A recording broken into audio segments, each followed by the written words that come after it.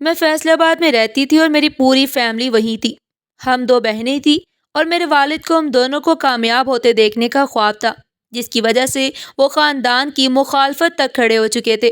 وہ بس ہم دونوں کو کامیاب دیکھنا چاہتے تھے، مگر انہیں نہیں پتا تھا کہ ان کی یہ خواہش غلطی سے ہی صحیح انہیں رسوائی کی اس کھائی میں لے جائے گی جس سے نکلنا ان کے لیے ناممکن ہوگا۔ وقت گزرتا رہا اور میرے کالج میں بہترین نمبرز آنے پر مجھے اسکالرشپ ملی۔ میں بہت خوش تھی اور مجھ سے زیادہ بابا جان خوش تھے۔ انہوں نے ہم دونوں بہنوں کو اور مما کو پارٹی دی۔ میری دوست لاہور جا رہی تھی پڑھنے۔ میں نے بھی موقع دے کر بات کر لی کہ مجھے لاہور جانا ہے۔ پہلے تو بابا جان خاموش ہو گئے، مگر پھر میری یونیورسٹی کی ڈھیروں تعریفیں سن کر مان گئے، اور یوں ایک دفعہ پھر پورا خاندان انہیں برا بھلا کہہ رہا تھا کہ وہ جوان جہان بیٹی کو اکیلے اتنی دور بھیج رہے ہیں۔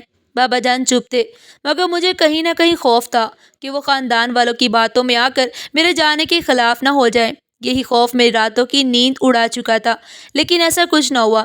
میرے جانے سے ایک رات پہلے بابا جان میرے پاس آئے۔ وہ بہت اداس تھے۔ وہ مجھ سے باتیں تو کر رہے تھے، مگر ایسا لگ رہا تھا جیسے ان کا دھیان کہیں اور ہے۔ وہ خود تو میرے سامنے تھے، مگر ان کا دماغ وہاں نہیں تھا۔ میں نے ان سے کہا کہ جو بات آپ کو پریشان کر رہی ہے وہ کر لیں، تو انہوں نے میرے دونوں ہاتھ اپنے ہاتھوں میں لیے، اور پھر جو وہ بولے اسے سن کر میں پتھر ہو گئی۔ مجھے لگ رہا تھا کہ میرے وجود میں جان نہیں رہی۔ وہ چلے گئے اور میں اس دروازے کو دیکھتی رہ گئی جہاں سے وہ گئے تھے۔ کیا وہ جو کہہ کے گئے تھے وہ سچ تھا؟ نہیں، وہ میرے بابا جان تھے، وہ مجھ سے ایسا کچھ نہیں کہہ سکتے تھے۔ یہی سوچتے رات گزر گئی۔ صبح فجر کی اذان پر میری سوچوں کا تسلسل ٹوٹا اور میں نے نماز پڑھنے کا ارادہ کیا، مگر پوری رات ایک ہی پوزیشن میں بیٹھے رہنے کی وجہ سے میں ہل بھی نہ سکی۔ پھر بھی بمشکل سے میں نے نماز پڑھی۔ دعا کے وقت ہاتھ اٹھائے تو بابا جان کی کہی بات یاد آنے پر پوٹ پوٹ کر رو دی۔ کافی دیر گزر گئی، میرے جانے کا وقت ہو گیا۔ بہن اور ماں سے مل کر بھی میں بہت روئی، اور پھر بابا جان کے ساتھ ریلوے اسٹیشن تک گئی۔ وہاں جا کر بابا جان نے مجھے سینے سے لگایا اور کہا، تمہارے باپ نے سارا خاندان چھوڑا ہے تم دونوں کی پڑھائی کے لیے، میری لاج رکھنا بیٹا۔ یہ کہہ کر وہ چلے گئے۔ میں نے انہیں جاتا دیکھ کر کہا، بابا جان میں آپ کی عزت پر آنچ نہیں آنے دوں گی، اور پھر ایک نئے راستے پر نکل پڑی۔ وہ راستہ جس پر میں خوشی سے چلنے لگی تھی، مگر میں نے نہیں جانا تھا کہ وہ راستہ مجھے بہت دکھ دے گا۔ میں لاہور پہنچ گئی۔ ہر چیز نئی نئی لگ رہی تھی۔ مجھے وہاں سیٹ ہونے میں وقت لگا۔ وقت گزرتا رہا اور میری یونی کی پڑھائی مکمل ہونے میں چند مہینے رہ گئے تھے، جب ایک روز ایک کلاس فیلو نے اپنی سالگرہ پر پارٹی رکھی۔ ساری کلاس کے اصرار پر میں نے بھی جانے کا سوچا اور یوں تیاری کے لیے اپنی دوست کے ساتھ مال چلی گئی۔ وہاں سے شاپنگ کی اور رات کو پارٹی میں شرکت کی۔ آدھی رات گزر گئی جب ایک لڑکی نے مجھے ایک ڈرنک دی، جسے پی کر مجھے چکر آنا شروع ہو گئے۔ میں پریشان ہو چکی تھی، نہ جانے میں نے کیا پیا تھا۔ کچھ ہی دیر گزری تھی جب میرے ہوش اڑنے لگے، اور پھر میں کہاں بے ہوش ہوئی مجھے کچھ یاد نہیں، مگر جب مجھے ہوش آیا تو میرا سب کچھ لٹ چکا تھا۔ میں کسی کو منہ دکھانے کی قابل نہیں رہی۔ میرے کپڑے پھٹے ہوئے تھے اور چادر نہ جانے کہاں تھی۔ اس کمرے میں میرے سوا کوئی نہیں تھا۔ میں شدت سے روئی، بہت مشکل سے خود کو سنبھالا اور ہاسٹل پہنچی، جہاں میری دوست میرے لیے رو رہی تھی۔ مجھے دیکھتے ہی میرے گلے لگ گئی اور پوچھنے لگی کہ میں کہاں تھی۔ میں نے ہوٹل کے کمرے سے ملی چادر اتاری تو وہ مجھے دیکھ کر چیخنے لگی۔ میں نے اسے خاموش نہیں کروایا۔ ابھی 2 منٹ ہی ہوئے تھے کہ میرا ایک یونیورسٹی فیلو آ گیا۔ یقیناً وہ چیخیں سن کر آیا تھا۔ وہ اندر آیا، مگر مجھے دیکھ کر نظریں پھیر گیا۔ میں رونے لگی کہ میرے بابا کا مان ٹوٹ چکا تھا۔ میں کیا منہ لے کر جاؤں گی؟ یہ سوچ سوچ کر میرا دماغ پھٹ رہا تھا۔ میں بے ہوش ہو گئی۔ ہوش آیا تو دوست میرے پاس بیٹھی تھی۔ بابا جان کی کال آ رہی تھی، مگر میں نے اٹھائی نہیں، ہمت ہی نہیں تھی۔ میں نے بہت سوچا اور واحد حل مجھے خودکشی لگا، جس پر میں نے عمل کیا، مگر پھر بھی میری جان سبحان نے بچا لی۔ اس دفعہ وہ مجھ پر چلایا۔ میں نے اسے کہا کہ میں گھر نہیں جا سکتی، کیونکہ اب میرے پاس اپنے باپ کی عزت نہیں رہی، کہیں میرا کوئی ٹھکانہ نہیں، اسی لیے میں خود کو ختم کرنا چاہتی ہوں۔ وہ میری باتیں سن کر خاموشی سے چلا گیا۔ میں پھر سے رو پڑی۔ اگلے دن وہ آیا تو اسے دیکھ کر میں حیران رہ گئی۔ مجھے یقین نہیں ہو رہا تھا کہ جو دیکھ رہی ہوں وہ سچ ہے۔ وہ میرے پاس بیٹھ کے اور پھر جو وہ بولا، اسے مجھے لگا جیسے میں خواب دیکھ رہی ہوں۔ کیا کوئی انسان ایسا بھی ہو سکتا ہے؟ اس نے مجھ سے نکاح کیا اور پھر مجھے لے کر اپنے اپارٹمنٹ میں آ گیا۔ ہم ساتھ رہنے لگے۔ میں پریگننٹ ہو چکی تھی۔ وہ خاموش رہتے تھے۔ مجھے کبھی کبھی تعجب ہوتا، مگر میں خاموش ہی رہتی۔ کہتی کہ تم ایسا کیوں کر رہے ہو؟ میں ایسا نہیں کر سکتی تھی۔ اس دوران گھر والوں سے بہت کم بات ہو سکی۔ ایک روز بابا جان مجھ سے ملنے لاہور آ گئے۔ میں ہاسٹل میں نہیں تھی، یہ جان کر وہ حیران ہوئے۔ یوں ہی وہ کال کرنے لگے اور وقت آ گیا جب میرے بابا جان کا سر جھک گیا۔ انہیں ہارٹ اٹیک ہوا اور میری شادی کی خبر جنگل کی آگ کی طرح پھیل گئی۔ سب نے بابا جان کو غلط کہا، وہ کس دل سے سنتے رہے، اور پھر انہوں نے مجھ سے ہر تعلق توڑ دیا۔ میں سبحان کے ساتھ رہنے لگی۔ سبحان نے پڑھائی ختم ہوتے ہی بزنس سنبھال لیا۔ وہ اپنے بہن بھائیوں میں سب سے بڑے تھے، تبھی سب ان پر انحصار کرتے تھے۔ ان کے والد کے انتقال کے بعد بزنس مکمل طور پر سبحان کے ہاتھ میں تھا۔ وہ ہر چیز کے مالک تھے، باقی بھائیوں کو انہیں ہر چیز کا جواب دینا پڑتا تھا۔ سبحان کے سب سے چھوٹے بھائی کا رویہ ان سے ٹھیک نہیں تھا، وہ روز بروز عجیب ہوتا جا رہا تھا، نہ جانے کیوں، مگر مجھے اسے خوف آتا تھا۔ میں نے یہ بات سبحان سے بھی کہی، مگر انہوں نے ہنسی میں ٹال دیا۔ ایک روز میں کچن میں تھی، دوپہر کے کھانے کا وقت تھا جب دروازے پر زور زور سے دستک ہونے لگی۔ میں دوڑ کر دروازے تک گئی۔ اس قدر تیز دستک پر میرا دل کانپ رہا تھا، مگر جیسے ہی دروازہ کھولا، سامنے سبحان کا چھوٹا بھائی غصے میں کھڑا تھا۔ وہ چلایا، کہاں مر گئی تھی آپ؟ کتنی دیر سے دروازے پر کھڑا ہوں؟ میں 2 قدم پیچھے ہٹی۔ اسی وقت وہاں سے سبحان کی چھوٹی بہن رمشا آ گئی۔ یہ کیا طریقہ ہے بات کرنے کا؟ اس نے میرے چہرے کا خوف دیکھ کر کہا، اور پھر اسے اپنے کمرے میں لے گئی۔ میں نے کام مکمل کیا اور بچے کے لیے دودھ بناتی اپنے کمرے کی طرف جا رہی تھی، جب رمشا کے کمرے کے قریب سے گزری، اندر سے سبحان کا نام سن کر رک گئی۔ ان کا بھائی غصے میں کچھ کہہ رہا تھا۔ میں دروازے کے قریب ہو کر سننے لگی، اور جیسے اس کی بات میرے کانوں میں پڑی، میرے دل کی دھڑکن رک گئی۔ کوئی بھائی اپنے بھائی کے لیے کیسے یہ سب کہہ سکتا تھا؟ میرے ہاتھ کانپ رہے تھے۔ میں وہاں سے بھاگی اور بند ہو گئی۔ شام تک بند رہی۔ رمشا نے مجھے بلایا، مگر میں نہیں گئی۔ کیسے جاتی؟ مجھے اب ان دونوں سے ڈر لگ رہا تھا۔ میں نے اپنے ساتھ دونوں بچے ساتھ لگا رکھے تھے۔ مجھے ڈر تھا کہ کہیں ان میں سے کوئی باہر نہ چلا جائے۔ رات کو سبحان گھر آئے تو سیدھا کمرے میں آئے۔ میں ان سے لپٹ کر بہت روئی۔ وہ مجھے چپ کرواتے میرے رونے کی وجہ پوچھ رہے تھے، مگر میری زبان ساتھ نہیں دے رہی تھی۔ میں کیسے اپنے شوہر کے لیے وہ الفاظ ادا کرتی جسے سن کر میری حالت اتنی بری ہو گئی تھی؟ سبحان مجھے چپ کروانے لگے۔ اس وقت انہوں نے وجہ پوچھنی چھوڑ دی۔ میں روتے ہوئے سو گئی۔ اگلی صبح تک مجھے تیز بخار ہو چکا تھا۔ سبحان سچ میں پریشان ہو گئے کہ آخر ہوا کیا ہے، لیکن ان کی پریشانی کم کرنے کا اس وقت میرے بس میں نہیں تھا۔ سبحان آفس نہ گئے۔ اس دن وہ سارا دن میرے پاس ہی رہے۔ اگلے دن میں کافی بہتر تھی، مگر پھر بھی میں نے سبحان کو کمرے سے نکلنے نہ دیا۔ دن گزرتے جا رہے تھے۔ میں آہستہ آہستہ وہ بات بھول گئی، اور ویسے بھی گزرتے وقت کے ساتھ میرے دیور کا رویہ میرے شوہر سے بہتر ہوتا جا رہا تھا۔ مجھے کبھی اسے خوف آتا اور اس کا رویہ مجھے منافقت لگتا، مگر کہہ نہ پاتی، اور کیا کہتی کہ کس سے کہتی؟ سبحان تو میری طرف سے سننے سے انکاری تھے۔ جب میں ان سے اس بارے میں کہنے کی کوشش کرتی، وہ میری بات کو میرا وہم کہہ دیتے اور ہنس کر ڈال دیتے۔ میں نے سوچا کہ شاید یہ میرا وہم ہے، تبھی میں نے اس بات پر دھیان دینا چھوڑ دیا۔ 8 مہینے تھے اور 9واں مہینہ تھا میرے پیٹ میں اس ننھی سی جان کو، جب ایک دن سبحان کی اچانک وفات ہو گئی۔ ان کا ایکسیڈنٹ ہوا اور حادثہ بہت برا تھا۔ میں تو اپنے ہوش و حواس میں نہیں تھی۔ میرے بچے کہاں ہیں مجھے اس بات کی بھی خبر نہیں تھی۔ میرے شوہر کی وفات نے مجھے بے جان کر دیا۔ ایک حالت ویسی ہی تھی اور دوسرا اتنا بڑا صدمہ میرے بس میں سنبھلنا نہیں تھا۔ میں دن رات روتی رہتی۔ ایک ہفتہ گزر گیا جب میرے دیور نے میرا ہاتھ پکڑ کر مجھے سمجھایا کہ میں یہ سوگ چھوڑ دوں۔ میں اسے دیکھنے لگی۔ اس کے چہرے پر ذرا بھی دکھ نہیں لگ رہا تھا کہ اس نے اپنے بڑے بھائی کو کھویا ہے۔ میں یہی سوچ رہی تھی جب اس کی ناقابل برداشت حرکت پر میں ہوش میں آئی۔ اس نے میرے ہاتھ کو اپنے لبوں سے لگایا۔ میرے وجود میں جیسے بجلی کی تار اتر آئی۔ میں وہاں سے اٹھ کر اسے دور ہوئی۔ آپ مجھ سے شادی کر لے، اس نے مسکراتے ہوئے کہا۔ میرا دل تو پہلے ہی دھڑکنا بھول گیا تھا، اس بات پر جیسے مردہ دل پر کسی نے کھنجر چلایا ہو۔ یہ کیا ہے؟ میں نے چلا کر پوچھا، مگر میری آواز نے حلق سے نکلنے سے انکار کر دیا تھا۔ اس نے ہمیں ہمارے ہی گھر سے نکال دیا۔ میں چیختی رہی، چلاتی رہی، مگر کسی نے میری نہ سنی، اور یوں میں بے گھر ہو گئی۔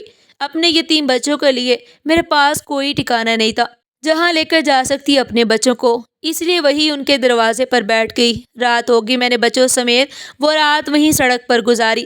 حیرت تھی کہ کسی نے ہماری مدد کرنے کی کوشش نہیں کی۔ بہت مشکلوں سے رات گزری تھی۔ ساری رات میں سو نہ سکی کہ کہیں کوئی بچہ نہ چلا جائے۔ اگلے دن میں بھی وہیں بیٹھی رہی۔ 2 دن ہو گئے، نہ روٹی کھائی، نہ ہی کسی اپنے کو ترس کھاتے دیکھا۔ بچے بھوک سے رونے لگے۔ میں انہیں دیکھتی تو مجھے سبحان کی یاد آتی، کیسے وہ بہن بھائیوں پر پیسہ پانی کی طرح برساتے تھے، اور میرے منع کرنے کے باوجود بھی وہ میری ایک نہ سنتے۔ میں چپ ہو گئی۔ آج مجھے وہ شدت سے یاد آ رہے تھے، وہ جنہیں ایک لمحہ ناراض نہیں ہونے دیتے تھے، ان کے بچوں کو در بدر کی ٹھوکروں پر چھوڑ چکے تھے۔ کتنی بے حس ہے یہ دنیا، کسی کا احسان یاد تو کیا رکھے گی، یاد کروانے پر مانتی تک نہیں۔ میں نے سوچا ان سے کچھ پیسے لے لیتی ہوں، کچھ دنوں کا گزارا ہو جائے گا۔ یہی سوچ کر میں نے دروازے پر دستک دی تو دیور باہر آیا۔ کیا چاہیے؟ اس نے بیزاری سے پوچھا۔ کچھ پیسے، میں نے سر جھکاتے ہوئے کہا۔ کیسی اذیت تھی، اپنے ہی گھر کے دروازے پر فقیر بنی کھڑی تھی۔ ماں تو ماں ہوتی ہے، فقیر بھی بننا پڑے تو بن جاتی ہے۔ میں بھی بن گئی۔ اس نے جیب سے چند نوٹ نکال کر میری جانب اچھال دیے، جیسے میں سچ میں فقیر ہوں۔ میری آنکھوں سے آنسو جاری ہو گئے۔ کیسی آزمائش تھی، میں سمجھ نہ سکی۔ میں تو پہلے ہی اپنے بچے کو کھانا کھلا چکی تھی۔ سڑک کنارے ایک آدمی چاول بیچ رہا تھا، میں نے وہی لے کر بچے کو کھلا دیے۔ میں وہیں گلی کی نکڑ پر بیٹھ کے جب وہاں سے میرا دیور گزرتا ہوا میرے پاس آیا۔ میں تو اب بھی کہہ رہا ہوں مجھ سے شادی کر لو، اچھی رہو گے، چھت مل جائے گی اور ان بچوں کا بھی خیال کروں گا۔ اس نے بہت آہستہ سے کہا۔ میں نے منہ موڑ لیا۔ تمہیں شرم نہیں آتی ایسی بات کرتے ہوئے؟ تمہارے بڑی بھائی کی بیوہ ہوں، وہ بھائی جس نے تم سب کو سنبھالا، وہ بھائی جس کے ٹکڑوں پر تم سب پلتے رہے ہو۔ تمہیں تو اتنی شرم نہیں کہ تمہارے بھائی کی قبر کی مٹی ابھی گیلی ہے۔ میں نے غصے سے کہتے اسے دیکھا۔ آخر میں رونے لگی۔ میری بے بسی کا اندازہ کوئی نہیں لگا سکتا تھا۔ وہ خاموشی سے چلا گیا۔ کچھ ہی دیر بعد وہ واپس گھر جا رہا تھا۔ اس کے جانے کے 1 گھنٹہ بعد وہاں سے امام صاحب کا گزر ہوا۔ وہ ہماری مسجد کے امام تھے۔ وہ مجھے دیکھ کر وہاں میرے پاس آ گئے اور 2 قدم دور کھڑے ہو گئے۔ تم یہاں کیوں بیٹھی ہو حسنہ؟ میں نے ان کے سوال پر انہیں دیکھا۔ وہ ہم دونوں میاں بیوی کو جانتے تھے۔ میں ان کے گھر اپنے بچوں کو قرآن پڑھانے کے لیے چھوڑنے اور لینے جاتی تھی، تبھی وہ میرا نام جانتے تھے۔ میں نے انہیں سب کچھ بتا دیا تو وہ کچھ دیر کے لیے خاموش رہے، پھر بولے، میں آج سے تمہارے بچوں کا وارث ہوں، بس تم رات مسجد میں میرے ساتھ رہو گی۔ میں ان کی بات پر چونک گئی۔ مجھے شدید حیرت نے گھیر لیا۔ وہ یہ کیا کہہ رہے تھے؟ اتنے معزز انسان ہو کر ان کا یہ بات کہنا مجھے سمجھ نہ آیا۔ وہ ایسا کیوں کہہ رہے تھے؟ کیا وہ یہ بھول چکے تھے کہ وہ امام مسجد ہیں؟ میں نے ادھر ادھر دیکھا، وہاں کوئی نہیں تھا۔ شام ہو رہی تھی، بچوں کو پھر بھوک لگنے لگی۔ میں نے انہیں دیکھا، پھر گہرا سانس لیا اور ان کی بات مان گئی۔ رات ہوتے ہی بچوں کو امام صاحب کے گھر چھوڑا ان کی اجازت سے، اور پھر خود مردہ قدموں سے مسجد جانے لگی۔ کیا ہونا تھا وہاں؟ کیونکہ مجھے بلایا گیا تھا۔ میرے ذہن میں ہزاروں سوال تھے اور جواب کوئی نہیں۔ میں مسجد کے دروازے کے پاس کھڑی ہو گئی۔ مسجد بالکل خالی تھی، جبکہ نماز ہوئے بھی 1 گھنٹے سے زیادہ ٹائم ہو چکا تھا، اس لیے کسی انسان کو دیکھا نہیں جا رہا تھا۔ مسجد خالی دیکھ کر میری جان نکلنے لگی۔ میں نے مشکل سے قدم گھسیٹتے اندر داخل ہوئی۔ ابھی اندرونی حصے میں جاتی تھی جب مجھے اندر سے امام صاحب کی آواز سنائی دی۔ وہ کسی سے بات کر رہے تھے، مگر میں ان کی بات سمجھ نہ پائی، تو میں نے قدم آگے لی اور مسجد کے اندرونی حصے میں بنے کمرے کے دروازے کی اوٹ میں کھڑی ہو گئی۔ اب مجھے اندر کی باتیں سنائی دے رہی تھی۔ میں دوسرے شخص کی آواز سن کر چونک گئی، کیونکہ وہ دوسرا شخص میرا دیور تھا۔ میں جیسے جیسے ان کی باتیں سن رہی تھی میری سانس اٹکتی جا رہی تھی۔ مجھ سے وہاں کھڑے رہنا محال تھا، اسی لیے میں نے واپس جانے کا سوچا۔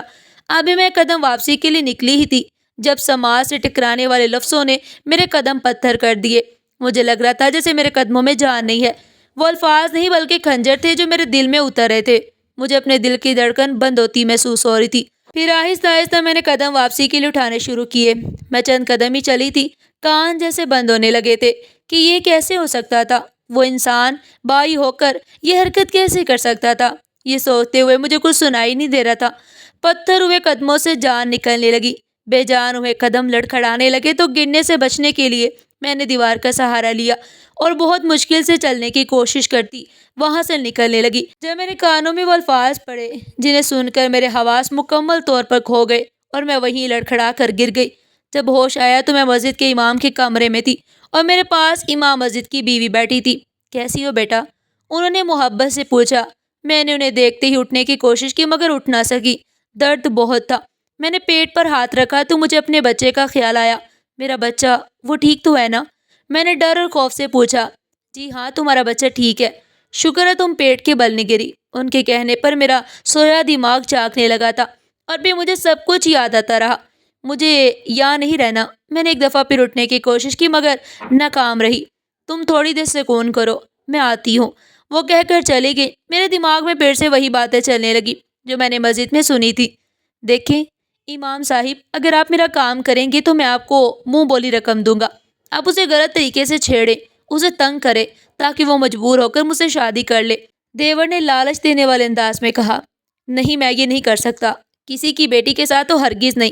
وہ جلدی سے کانوں کو ہاتھ لگاتے بولے، اگر آپ نے ایسا نہ کیا تو میں آپ کو نقصان پہنچا سکتا ہوں۔ یہ مسجد میری ہے، میں یہاں سے آپ کا دانا پانی بند کروا سکتا ہوں، آپ کو یہاں سے نکال بھی سکتا ہوں، اس لیے میرے خلاف جانے کی کوشش مت کرو۔ لہجہ دھمکی آمیز تھا۔ 2 دن تک میری طبیعت کافی حد تک ٹھیک ہو چکی تھی۔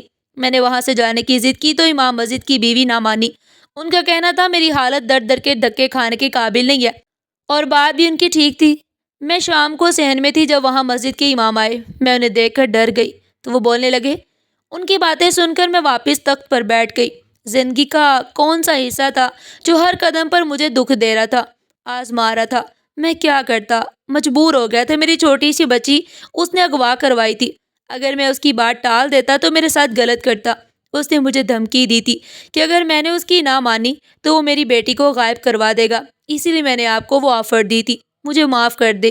میں خاموش تھی، یا شاید میرے پاس کہنے کو کچھ نہیں تھا۔ میں نے آپ کو دیکھا تو یہاں لے آیا، اور آپ فکر مت کریں، میں نے اسے جیل بھیج دیا ہے دوست کی مدد سے۔ میں نے FIR بھی کٹوائی تھی۔ میں نے انہیں دیکھا، وہ شرمندہ کھڑے تھے۔ آپ کے شوہر کا قتل ہوا ہے بیٹا، جو آپ کی اسی دیور نے کروایا۔ ان کی بات سن کر میری روح لرز گئی۔ میں پھٹی نظروں سے انہیں دیکھ رہی تھی۔